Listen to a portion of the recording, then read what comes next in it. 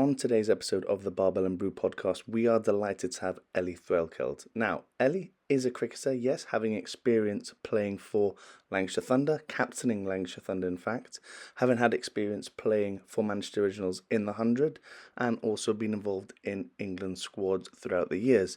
However, Ellie isn't just a cricketer. Ellie is working towards her fully licensed accreditation in sports psychology, which makes this conversation incredible in itself. So please do enjoy the episode, guys. I know you're going to take an awful lot from it, and if you have any thoughts on the episode, please do not hesitate to let us know in the comment section below or on our various social media platforms. Enjoy. This podcast is proudly sponsored by Roasting Warehouse. Roasting Warehouse is a specialty coffee roaster founded in Melbourne, now thriving on a global stage. With a flagship roastery cafe in Athens, they are now able to distribute their amazing coffee beans around Europe and, lucky for you guys, the UK. Their mission is simple. It's to deliver a diverse selection of specialty coffee and uphold the highest quality standards. They're equally committed to recreating the vibrant, high-energy hospitality experience that defines them, ensuring every customer, whether in their cafes or through the wholesale partnership, feels the warmth and passion for Roasting Warehouse. Across the globe, they still want their store to be considered third place. Their Evolve blend is a dark roasted blend, rich flavours with hints of chocolate and honeycomb. The result? A pleasantly heavy mouthful with a rich cocoa aftertaste. Happy Days. They can guarantee that Happy Days will be your best friend on those extra sleepy mornings when getting out of bed is the last thing you want to do. Sharp, full-bodied, with hints of syrupy, rich dark chocolate, Happy Days is certainly a crowd pleaser. Their final blend, Daydreamer. One of their lightest blends, Daydreamer is a sweet and juicy with fruity undertones, perfect for those seeking a bright and sweet cup, who prefer sweetness over the citrus that is common amongst their lighter blends. Make sure to go check them out and use the code BB10 at checkout for 10% off your first order. Welcome back, everyone, to the Barbell Brew podcast. It's episode number 2 now. Really excited to have our first guest on, but we'll get into that in a second. Obviously, hosted by myself, James Fitzgerald. And me, Tommy Sturgis. Cheers for welcoming yourself to the party, Tommy. I appreciate that. Obviously, second episode here. We're absolutely buzzing to have our first guest on here, Ellie Threlkeld. So, Ellie, first of all, welcome. Thank you. Thanks for having me. No worries. That needs a little bit of work. It's a bit rusty, ladies and gents, but it's our first one, so we'll get there. But obviously, I'm in a bit of a good position here because I've already spoken to Ellie for about an hour when I did the last podcast. But can chat for days. So, first question is, what is your most disliked gym exercise? Now, I'm going to actually throw you under the bus because about 24 hours ago, you posted a brilliant photo of you doing a really good step up. So, I'm going to throw you a quick one here. What's your most disliked one? I reckon it could be that, reverse lunge into step up, minging. And I also really dislike hip thrust because it takes so long to set the bar up. My word, yeah. Actually, that's a great yeah, I shout. don't actually mind doing it, but it takes hours to set the bar up, and then if no one else in the team's got it after you got to then take it all off as well. It's a nightmare. Yeah, especially if you've got a decent amount of weight on there as well. You're just like, hey, first world problems, eh? I know, it's tough, isn't it? It's tough. It's good prep for when you're getting into your McLaren F1 pit crew training sessions. Actually, it's top. It is, isn't it? Post cricket career. And then I think I know the answer to this because we had a quick conversation about this last Friday, and I kind of asked you then, so no pressure to say the same one. What's your go-to coffee order? Oh yeah, I tend to drink it black, to be honest, and then mid-afternoon might treat myself to a little oat flat white. But I tend to drink it black. Stop it, treating yourself there. Yeah, it's better than Tommy's, to be fair. It was just like a bit boring. At least he mixes it up. Do you know what I mean? Simple. Got to be simple in life, haven't you, these days? And he's got a coffee schedule. That's top draw.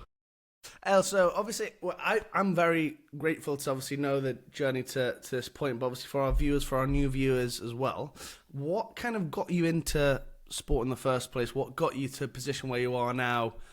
You played a few games. What got you to where you are now? Because obviously, to give you a bit of context, obviously everyone will have seen in the introduction, we've done a little mini intro for you, having a career in both sport from a professional side and then from a psych side as well.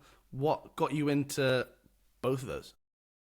Yeah, I'd probably say a lot of it's to do with my older brother, to be honest. He was gutted when he found out my parents were going to have a girl rather than a boy, which probably says a lot where women's sport used to be. But yeah, obviously, like that didn't really change, and yeah, early memories of playing sport was just with him in the back garden, really, both cricket and football, and he did the same, so sort of followed his footsteps, really, and grew up playing football for Liverpool. And what a cricket. team that!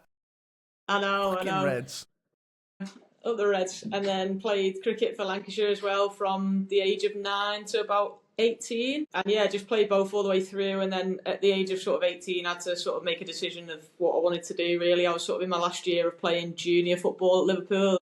At that point, it was either get a professional contract or not. And I was spending a lot of time on the sidelines. So I think my ability made that decision for me. So went with cricket, and yeah, I was lucky enough to sort of, at the time, there was no professional cricket on offer unless you played for England. So I made the decision to go to Loughborough University to better my cricket, really.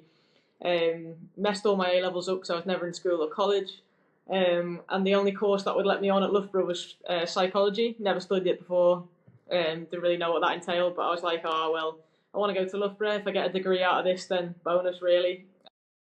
So yeah, I went there for 4 years and did an undergrad in psychology, and like really enjoyed it, actually, more than I thought I was going to, especially like the sports side of it. And yeah, I think all I've ever known is to sort of study alongside like being an athlete, because of the way women's sports set up to do that, really. So yeah, I sort of, when I finished that, I was like, what's next? And then did a master's in sports psychology, did that distance learning so I could do it like alongside my cricket.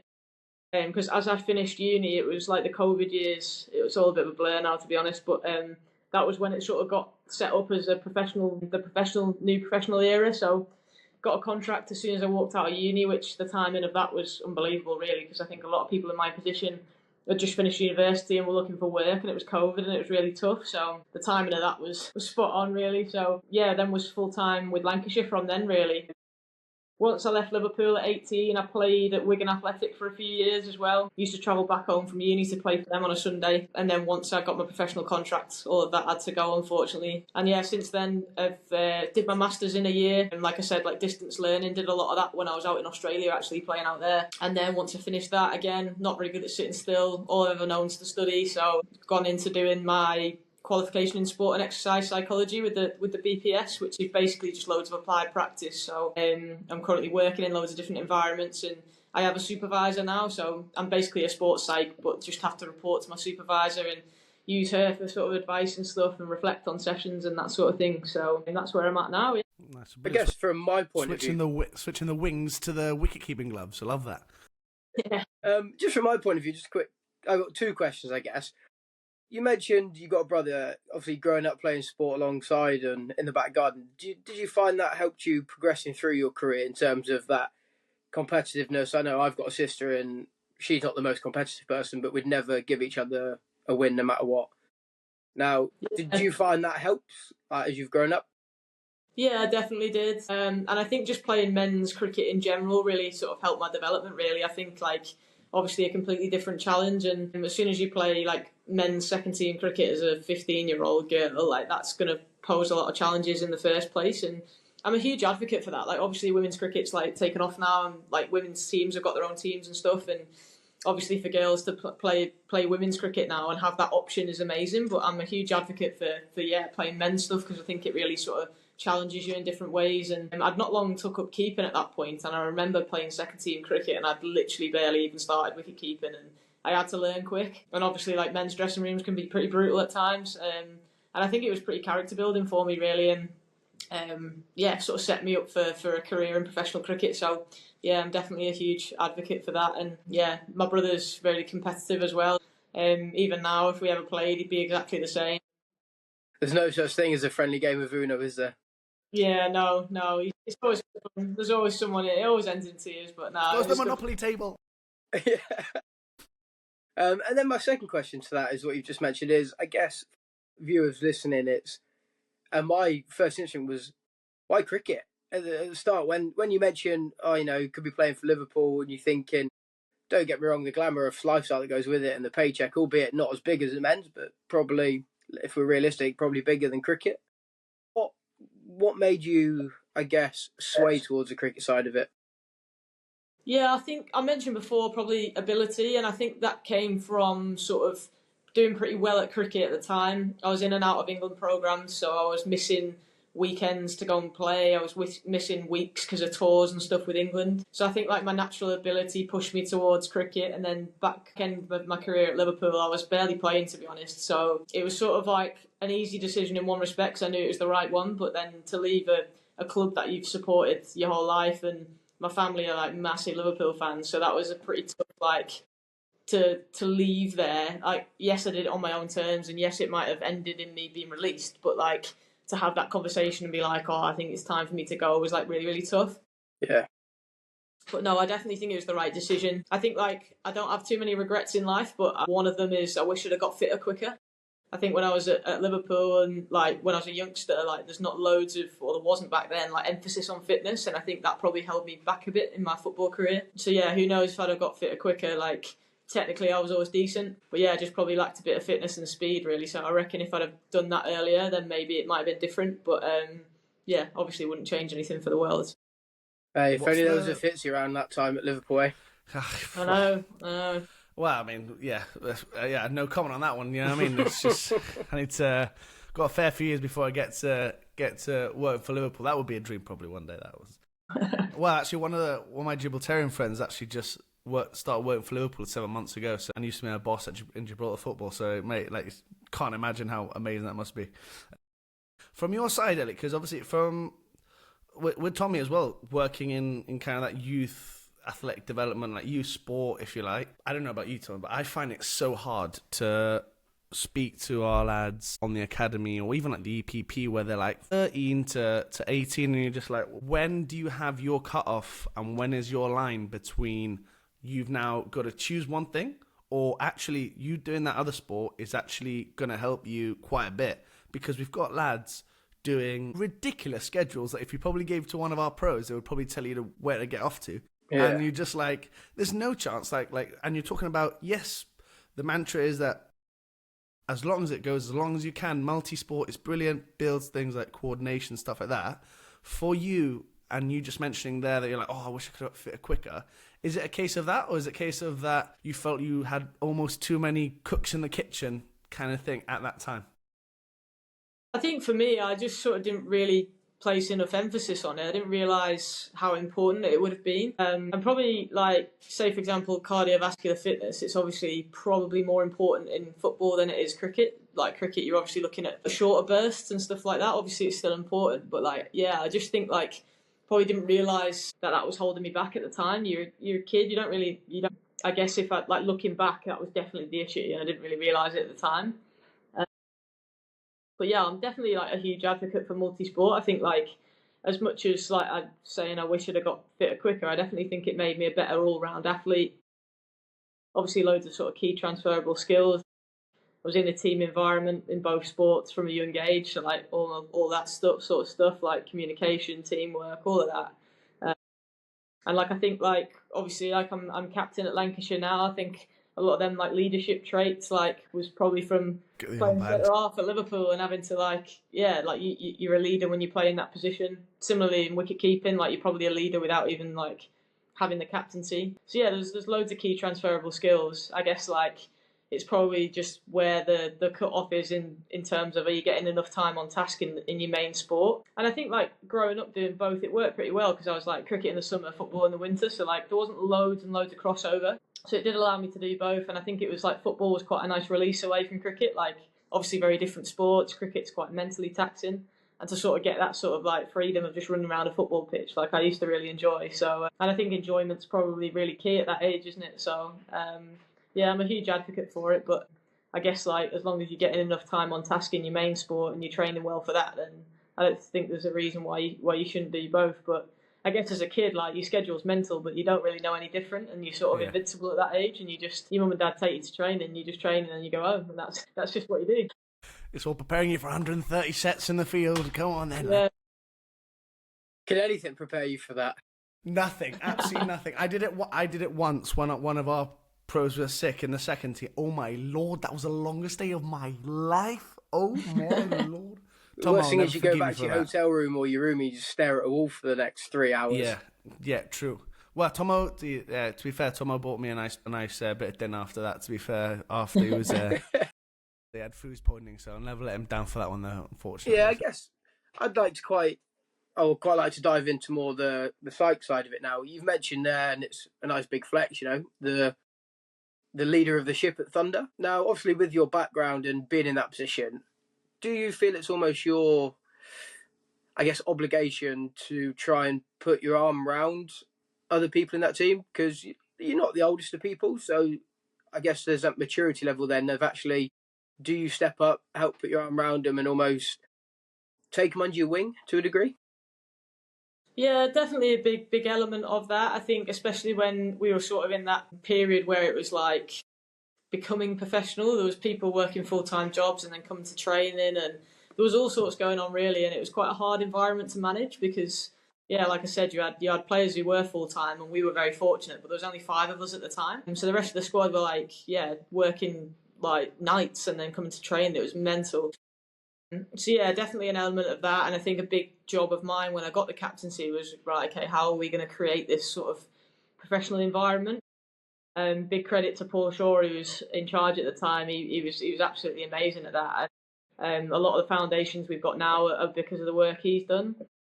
But I think in terms of like you said, like I got the captaincy at a pretty young age, and I think it was just about sort of finding my feet really. And I think like a lot of the stuff I've learned within psychology and a lot of the stuff we've done as a team, like personality profiling and stuff like that, like actually everyone requires something a little bit different from me. Like some players, yeah, they need an arm around the shoulder, but other players would prefer me to be pretty direct and honest and like straight to the point, and they don't require an arm around the shoulder. If anything, they require a kick up the backside, and that's like been a huge part of it, is me growing my own sort of self-awareness as a leader, but getting to know my team really well. And yeah, probably operate slightly differently with different people at times. So it's always a challenge, and people always require different things in different situations, and it's sort of like, yeah, trying to work out how you can help in each moment, really. Yeah, no, that's cool. And I guess my next question, that is on to quite a good one actually, is as you're this professional in this environment, what's your support network? You must suffer from day to day occasionally as well, in terms of you've got this big workload. Not only are you focusing on your own game, all the politics that go with being captain, but then you've actually got to look after your team. Where do you find time to reflect yourself and almost ask yourself at times, are you doing okay? Yeah, it's really important. I think like I've been guilty in the past of like just never stopping and just being on this treadmill, and then over time it builds up, and then you just feel like you can't do it anymore. And I think like I've got better, again, that self-awareness piece, like over the years of doing it, is like just making sure I am sort of scheduling in time for myself as well. So like in the course of a week, like my week's pretty busy, but like for example on a Wednesday, we get Wednesdays completely off, so like I'll make sure, like this morning I took the dog out for a nice big long walk and stuff, like I know that makes me feel good and makes me relaxed. And yeah, making sure I go to the beach of a weekend and grab a coffee with the dog and stuff like that. And in terms of support network, like my family are amazing. I mentioned before, like I still live at home, and they're like a huge support network of mine. Like most days I get in, have dinner and sort of reflect on my day with them really, and bounce off them. Mentioned like my older brother before being like such a huge influence in my career. Like having him to understand and know sports amazing as well. So yeah, I guess it's just like life's all about balance, right? So as much as you can, you like I'm working hard and I'm busy, like I'm still trying to find them little pockets of time where I can do things that I know help my mental well-being as well. Yeah, no, and then like I said last one, but then that's just brought another. Sorry, James, you're gonna have to listen to my beautiful voice. It's all right. No, go for it. How does that change in the summer? Because you've got a frantic schedule in the summer. You've got the 1 day stuff, your T20 stuff, then you've got the 100. How do you find time in that schedule for yourself? Is it a case of going to get or what James would call a long black? A long black, mate. Blair taking a long black. Is that how you switch off, I guess, within the busy schedule? Yeah, definitely. I think like the stuff I like to do outside of cricket, like probably makes me sound really boring, but like I just like to be on the beach with my dog or spend time with family, friends. And so yeah, it's just making sure I find time within that as well. And I think in the summer, like my role as a cricketer and what I do, like I'm either batting or keeping. So I mean, hopefully if I'm scoring runs, I'm on all day. And like the captaincy side of things as well, like it's quite a lot. And for me to be the best player I can be, I need to be really mentally fresh. So it's just understanding what that looks like for me, and actually like as much as like sports psychology, like you've got to think a lot, it's actually brilliant for me to take me away from the game. Like cricket is a game that can really consume you if you're not careful. So actually having something else going on really does help me. So yeah, it's just about balance really. But I think I place more emphasis on like the mental freshness in the summer really. I probably do a little bit less of the coaching, a little bit less of the sports psych stuff. And obviously focus on like my own career really. But yeah, it's like that. Like keep going back to that self-awareness bit. It's just like knowing when you are feeling a little bit tired and under the pump and what you need to do to get out of that. Because like cricket puts you on a massive wave in the summer and there's so many ups and downs. And it's about trying to just stay as level as possible. And like I said, having something else going on really helps me. But also knowing when and how I'm feeling, and just reflecting on a day-to-day basis. Oh yeah, I've had a massive day today. I'm really tired. Maybe I'll put my laptop away for tomorrow morning and go and grab a coffee with my mum and the dog and just try and relax. So like, it's just about like knowing yourself, and that's took time. Like I've not been very good at that in the past, but yeah, the more I've gone on, the more I've done it, and almost the more I'm doing, the more like I'm aware of how I'm feeling and what I need in certain times. Nice. I was just going to ask what the go-to coffee order is for the dog. She absolutely buzzes off Starbucks, and I mean the coffee's rubbish in there, but she gets her own little glass of water with ice in. Little puppuccinos that you get full of cream. Yeah, she absolutely loves it. Yeah, that's brilliant. But no, that was amazing because I almost feel, from a coach's perspective, being an absolute rubbish cricketer that I am. So yeah, from a coaching side, I think almost, or sort of an S&C side, I'm almost like, I think the same way because obviously when you guys travel, we travel as well, and you're almost with the same pressure, and you're almost thinking about, right, if, which happens, if you've had a day in the dirt and you're been absolutely smacked and you're just like, oh gosh, like I feel really drained here. I almost find it really hard to switch off, and I'm like, oh, what can I do better to do this? And I almost wanted to find out from you how you almost switch off, because I was like, well, she from the psych side, she can almost check in with herself and be like, right, yeah, what's going on? I can almost check in with myself. How do you separate yourself from Ellie the psych and Ellie the player, and not merging those two too often?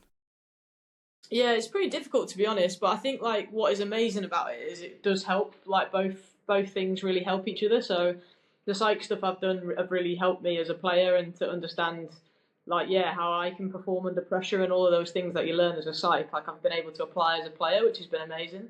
And similarly, like the work I do in sports psych, like having that experience as a player, I think helps me be a better practitioner, and I try and practice as holistic as possible. And I think that's come from my experiences of having a lot going on, and quite often like sports psychologists are just focused on how do we get like performance better, but actually like performance and well-being quite often cross over, and quite often the root of a performance problem is actually going back to they've actually got so much on with uni at the minute, and that's the bit you need to fix. Yeah, I guess like I don't ever separate the two, because I think they really lend themselves really hand in hand. And I guess like the one time I do really feel really present and really switched off is when I'm just like on a nice long walk on my own or with the dog. And I think like that really helps me, because I know I'm like outdoors, I'm in fresh air, I've got nothing to think about other than being there, and I think that's when I'm most present. But yeah, quite a lot of the time the two things overlap, which I think is a really good thing. Love that. There seems to be a common theme going on here: the dog. The dog, yeah. I'm getting one soon, hopefully. So I'm just like, in my head, I'm just like, this is absolute gold. This is like, I'm just like, what dog have you got, and what do you call him or her, or they or them? I've got a Maltipoo called Maisie, but she answers better to Mad Dog. Mad Dog. Does she live up to the name? Yeah, she honestly the most mental dog ever. And like, before I had a dog, I didn't understand why people just get so obsessed with their dogs. Like, and then I got one, and I was like, I am obsessed with this dog. I am obsessed with this dog. But like, I absolutely love it as well, because talking about switching off, like you come home from a day, and whether you've got 100 or you snicked off on they naught, love you. Like she doesn't know the difference, She's just happy to see me, and I love it. A big humbler. Yeah.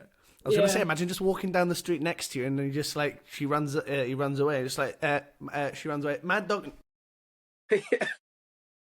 I would get really. Honestly, I'm not sure you can be shouting that down the streets of Liverpool, can you? You have to like whisper, Mad Dog. You'd be like, Maisie. She'd look at you, and then you'd be like, she's Mad like, Dog. Who the hell is Maisie? Who the hell is this? That's brilliant. I guess one thing that big on this podcast, and I've been quite open about it. I know James has as well, but do you feel like you've ever suffered during anything in life in terms of sports related stuff? It could be performance or not. And if so, have you, I guess, two parts of it. Before you got your qualification, did you know how to deal with it? And then once you got it, did you find a better way to deal with it? Yeah, I think so. I think like mental health's like, I see it as a bit of a spectrum, and I think like within cricket, like I said before, you're just on this roller coaster in the season, and when you're not doing very well, it can be pretty tough. And I think like the more I've gone on and learned about psychology, like I trained in something called acceptance commitment therapy, and that is exactly what it says on the tin. Really, it's like about actually if you're trying to change your thoughts or your uncomfortable feelings, like sometimes they can often get worse. Whereas actually, if you can accept them, that's probably step one in terms of being able to deal with them. And I think that's like, honestly, it's changed my life when I sort of like learned in that way, because actually like when you play sport, failure is inevitable. When you play cricket, failure is inevitable. You're going to get out. You're going to have bad patches. You're going to have great patches. I think that was like massive in me being able to deal with all of those things. And I definitely feel like I've suffered with performance anxiety in the past. I think like overnight when cricket then becomes your job and there's a lot of pressure on you, and ultimately I just want to contribute to the team all the time, and when you're not doing and you've got to sit there as captain and speak in front of the group, it can be pretty sort of difficult. So even now, like after knowing what I know and growing my self-awareness and stuff, there's definitely times I find it tough, but I guess I've just got better at dealing with it through the learning I've done. Like I said before, my support network have been brilliant. But it's just about sort of like learning to ride that wave, in my opinion. No, that's cool. And then obviously with this acceptance stuff, how can that be applied to, let's say, every single gym goer? Because we all know nowadays there's a lot of people that don't go to the gym or do physical exercise because they're very self-conscious. They suffer quite a lot with anxiety. How do you integrate that acceptance there, I guess? Is there a way that you can just, obviously it's not as easy as just saying, I accept I feel anxious. Is there almost like a little curveball you can throw in to help yourself? Yeah, so I think like we've said, like step one is noticing how you're feeling. So actually, I've got a bit of anxiety about going to the gym, but instead of something called experiential avoidance, which is where you'd be like, right, I'm not going to go to the gym. Actually, it's like learning to understand that feeling and just sit with that feeling for a little minute and be like, actually, I'm feeling anxious about going to the gym, but I'm going to do it anyway. And I think with exercise and stuff, like I'm always a massive believer in like you never ever regret doing a session. There's times as a professional athlete you wake up and you don't want to do it, but you've got to do it. And afterwards you feel $1 million, and it's like you never regret going. So I guess it's about understanding how you feel, and like trying to almost do it anyway, and like be willing to sit with that feeling for a minute, and understanding that most of the time the feelings that you feel are normal. Like there's a reason why you feel like that, and that's absolutely fine. Like I said before, like trying to change that feeling can quite often make it worse. Whereas actually, if you accept that that's the way you're feeling and there's a reason for it, it's pretty normal. Same with cricket, right? Like you feel like you've got a bit of performance anxiety. Like the best players in the world suffer with that still. Like they're going out playing on the biggest stage in front of millions of people on TV, crowds, everything going on. That's quite a normal feeling to feel. Like to not feel like that would actually be pretty weird. So I guess it's just like understanding that like everybody has these uncomfortable thoughts and feelings, and that's pretty normal. And like if you can sit there and accept that, it's almost like giving them less power, them feelings. So it's like if you give them loads of power, they're going to take over you and you're not going to go to the gym. But actually, if you notice how you're feeling and almost separate your thoughts from yourself and give them less power, then they'll have less power over your behaviours, if that makes any sense. Yeah. Do you ever see that at all, James, with a lot, especially with youth athletes? People are almost, I don't want to say too scared to give something a go, but I find, from my point of view, people are too scared to get it wrong. Yeah. Firstly, hopefully some of my lads won't be feeling that after some of their conditioning sessions. They don't feel great. That'll be top draw. No, but I think it's tough because with pros, when you're working with pros, in my experience so far, you've got guys who, especially if they've either had a good season or they might have done something new and it's not quite worked, they might have experienced something, an injury or something like that, they go back to what works for them. So from an S&C side where you're constantly developing things, and like as Ellie probably, and yourself Tommy as well, is that when something new comes out in the research and you're like, oh well, let's actually try that, they're like, it's new. It's kind of like what happens if it doesn't quite work out? And then vice versa, you go to your youth athletes, and your youth athletes probably are a bit hesitant to try it based on not hesitant to try it. They'll listen to you from an authoritative standpoint because they're young, they want to get their professional contract at some stage, and they realize that if they kind of have a voice, they might be maybe not told off, but maybe like sort of thought as not kind of contributing and working hard. So, but I always when I sort of was seconded to a bit of a higher role now that I am for this temporary period, and when I've gone back down to working with my academy lads again, I operate the same way. It's always like you're going to get the most buy-in from a player by actually asking them a question rather than telling them what to do. So, for example, right, Stephen, you've not quite comfortable doing a trap bar, right? Cool. How can we change that? What would you prefer to do? Right? Cool. Yeah, that idea, yeah, works for both of us. Let's do it that way. So I think from to answer your question, Tom, I think it's not so much more difficult. I think it's just about finding what makes the athlete tick, and I think you're going to get the most buy-in that way. I think that's probably the best way to answer that one. Yeah, that's pretty cool. And Yeah. Ellie probably knows more about this than me in terms of that middle ground and how, I guess, psychologically you build a bigger buy-in. Yeah, it's definitely something I've seen like over my career. You get players who absolutely buzz off the fitness stuff, and they'll just do whatever you ask, and they understand how it's going to make them a better player, but they also enjoy it, which is pretty key as well. And you also get players who hate that side of it and just want to play cricket. Yeah. And yeah, I guess it's how you get their buy-in and how you get them to sort of like learn to enjoy it. I guess understanding that it is really important. I think for one thing that sort of changed my relationship with it was like I always used to do it because I loved it and do it because I wanted to look good and feel good. Whereas now I think as I've got older, it's more like, okay, what's going to make me a better cricketer? And so in the past, like I've been very like I'm a pretty like decent strength endurance athlete, but I'm not very powerful or quick. And being powerful and quick is what you need in cricket, right? So like I've spent winters just like getting strong and fit again, and it's like, okay, well, I can stay on the park, I'm probably not going to get injured as much, I can run between the wickets repeatedly, but actually like those short bursts, can I hit the ball for six, like the stuff that's going to make me a better cricketer, I've bought into a lot more recently because I've put a cricket focus on it and a performance focus on it. And I guess that's where everyone's got a different motivation for the S&C stuff, and it's about finding what that is and how you can tap into that to help them.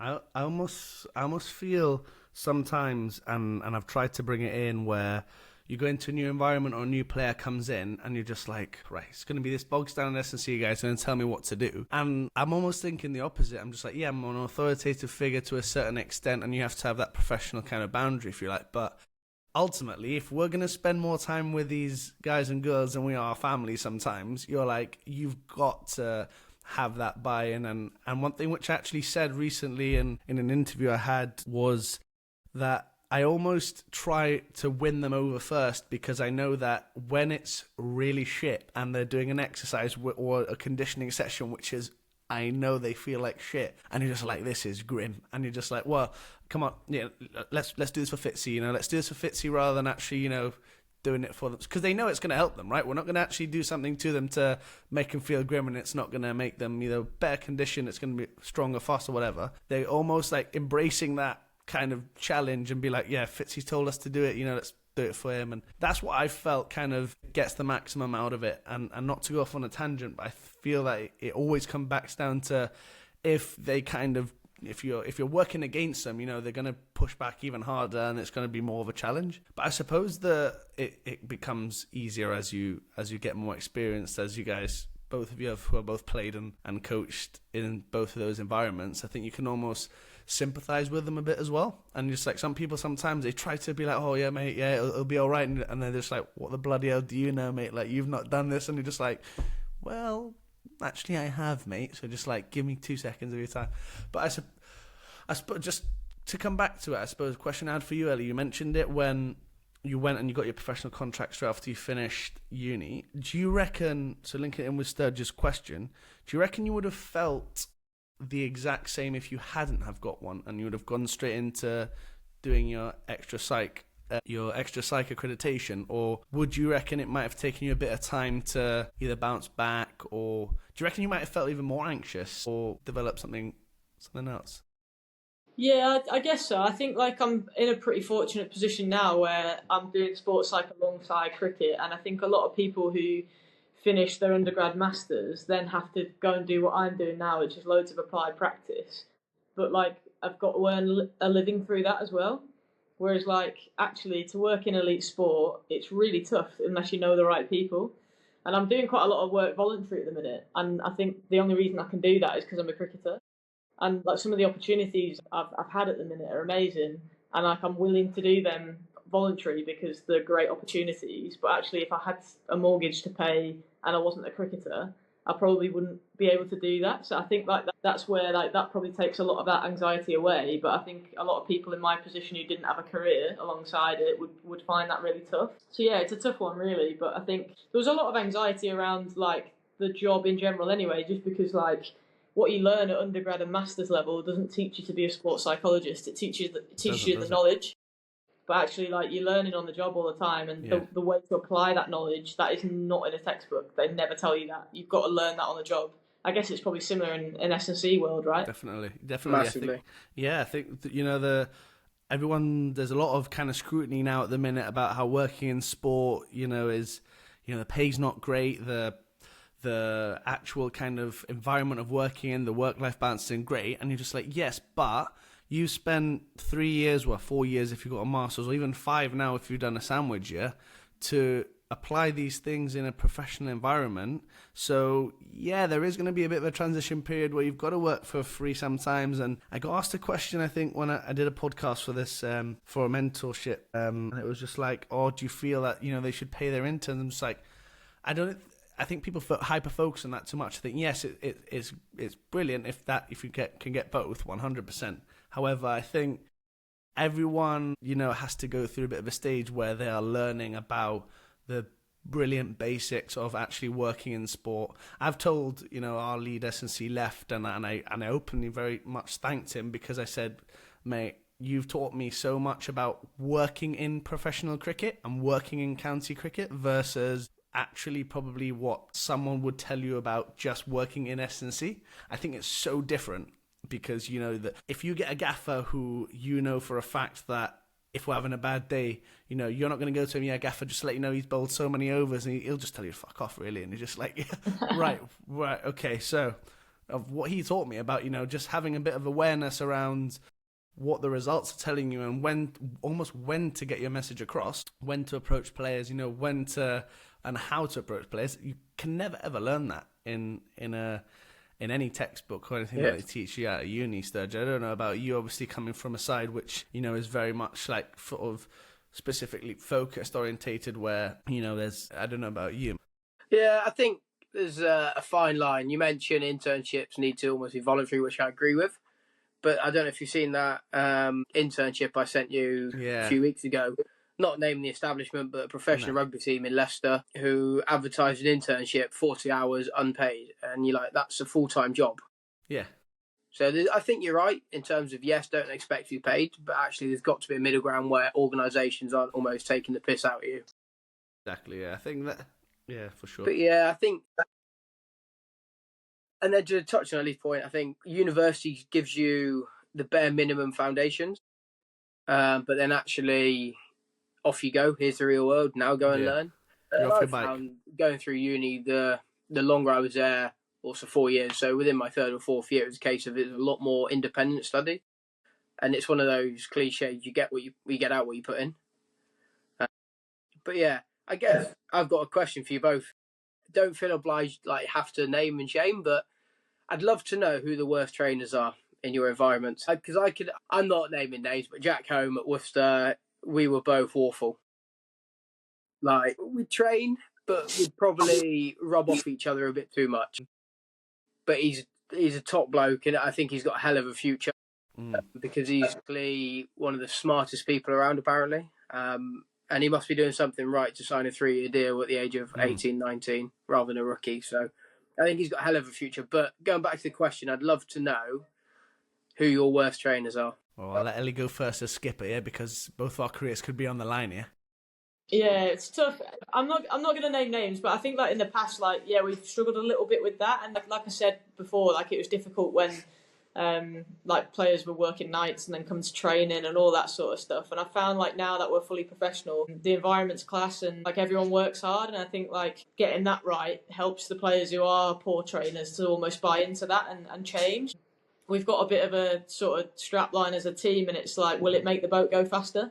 I remember. And like actually, this, yeah. everything you're doing, like, is it making our boat go faster? Is it leading towards us winning trophies? And I think that's helped a lot of players to sort of buy into it. And I think it's also sort of understanding everyone's different. Like I'm a really hard worker, and some people aren't, but can still perform. And in the season, especially when things get dead busy and stuff, like actually people do tend to train less.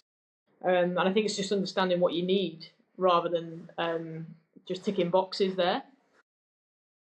But yeah, I guess like everybody's different. I feel like we've got a really brilliant environment at the minute, and I think like when everyone's sort of invested in that same goal, it pulls everyone along. And I've never seen anyone who's horrendous, but there are people who definitely don't do as much as others. But I think when you've got a brilliant environment, it pulls them people along, and they tend to change as well. And I can't really name anyone in my environment now who doesn't train well, to be honest. Sorry, let me rephrase that. Not necessarily a bad trainer. People who mank and moan about training, but get on with it. I tolerate none of that in our environment. If people moan, they'll get a telling. I hate that. My skipper. Yeah, that's like so big though. Like I feel like you playing a job, like you're playing a sport you love for a job. Like you can't turn up and moan. You've got to be grateful for that opportunity, and you've got to like enjoy it. And I think that's what we do. Like I turn up to training every day and play cricket with my mates. Like it's amazing. Yeah. And again, that environment piece is key. But I think like, yeah, if there's any negativity, someone will tell them. Someone will just say, "Go home then." Like, and it's not always, that always doesn't come from me, by the way. That comes from everyone, and I think that's again a sign of a good environment. Is when like people say like good dressing rooms police themselves. Like I'm a big believer in that. Like, but yeah, got a great set of girls, and any negativity you get told straight. What about you, Fitzy? My skipper. Sorry, my skipper, Ellie Threlkeld. Sorry. Kamo must mag the moan, having played with him for a few years. I think, I'm not just saying this to keep my job, I swear. I think it's not a case of when you got bad trainers. I think when it comes to professional cricket, I think nowadays as well, I don't know if you guys saw, when James Vince came out and said, there's more opportunities elsewhere. I think as players become more orientated towards going away in the winter and things like that, where as S&Cs we kind of do our most work, essentially, you almost have a bit of a balance between, a little bit of a fight between them in terms of like, right, cool, like how are we going to get this work in? Yes, you're going away to play a tournament for a month, or you're going to be playing 3 or 4 tournaments back to back, or you're going away with the national team and you're like, right, cool, like let's figure out a way to find a middle ground. So I think that's changed it a lot. I think there's no bad trainers. I just think players are playing so much nowadays as well that sometimes it does become a bit of a struggle. So then in your mind, you're just like, oh, well, he's only had 2 months of a decent block of training here. Someone would class that as a bad trainer. It's like, no, it's just like the opportunities that are there nowadays to play. Some players are playing, no word of a lie, 12 months of the year. If you're looking at your James Vinces, stuff like that, we've had, 2 players away with England straight after the season finished. They've not had a month off. They've gone straight back in, and they're all format players. So I think, it's not so much a bad trainer. I would say I've definitely got a few on my mind to give me some stick back. But, it's all, like Ellie said, I think it all comes back down to what works for them. I think in a pro environment, I think in an academy environment, I've definitely got some lads who mope and moan, but I think being, not to blow smoke up my ass, but being 6'4" in a brick shit house, I think it helps sometimes, just being like, get on with it, stop moaning, if not you can get out. But I think I wouldn't say any bad trainers, but I would say it's S&C, and similar to being a psych or similar to being a physio, I think it's all about dealing with the situation in front of you and man management, because if you try and be one size fits all, you're going to get found out pretty quickly. So I think that's my answer to that one. What's wrong with being 5'9", by the way? No comment on that one. No, that's cool. I was just saying it helps. I was saying it helps. It wasn't saying that. No, it's probably a good way to start to wrap up then. just a few or 3 questions to finish with, Ellie, then. What do you think is your biggest strength and your biggest weakness? I actually think they're the same thing. So I think my biggest strength is that I'm really people orientated. I love being around people. I get really invested in people. And I think like as a leader, that's often been my biggest weakness and something I've had to work quite hard on. Is that like sometimes you've got to have difficult conversations with people. Sometimes you've got to tell the truth, and then messages aren't always nice. And I think like that big strength of mine, and I spoke about it before, about really knowing my teammates and trying to give them what I think they need from me. That's a real strength, but it can also, be a bit of a weakness. Something I've had to work quite hard on is the other side of that. And sometimes when I can't be as people orientated as I want, then I find that really, really difficult. And I still do. Like those difficult conversations don't particularly get easier. You just get used to having them. But yeah, I definitely think it's that. So you answered one of our questions here. You jumped the gun a bit here. No, Cheers, I know thanks. it's No, I'm joking. I'm gonna. It was about regret, but then I think I'm gonna change it round slightly, and I'm gonna ask you about how often do you reflect on yourself, both from a performance and maybe a personal point of view. Yeah, I think like in the winter, probably weekly, I would say. I tend to have a weekend where I block out to not do anything. And on that day, like I'll just sort all my life admin out, do emails and stuff like that. And then I'll have a look at what I've got on next week, do a to-do list and all of that. And within that process, I'll probably just sort of like informally, if you like, just look at how my week's gone. And yeah, I think in the season, like I'm quite a big reflector. I think like game to game, I'll definitely like sort of sit down and that requires time for me. I'm quite an emotional person, so after a game, like I find it quite hard to logically think about the game straight away. So I tend to chat with our head coach immediately after a game, and sometimes not a lot of words come out of my mouth when I try and talk to him because I'm quite emotional, and I find it quite hard to sort of see like the logical side of things. And I've told him that, and he's aware of that. And I quite often go home and think about the game that night, make a few notes on my phone, and then we'll have a big team review the next day. And then once I've sort of parked all the emotion of the day, I can really sort of get into the stats side of things, if you like, and think a lot more logically. So I am quite a big reflector, but sometimes that, takes a bit of time for me. No, very good. I don't know where James has gone there. Disappeared. The ghost.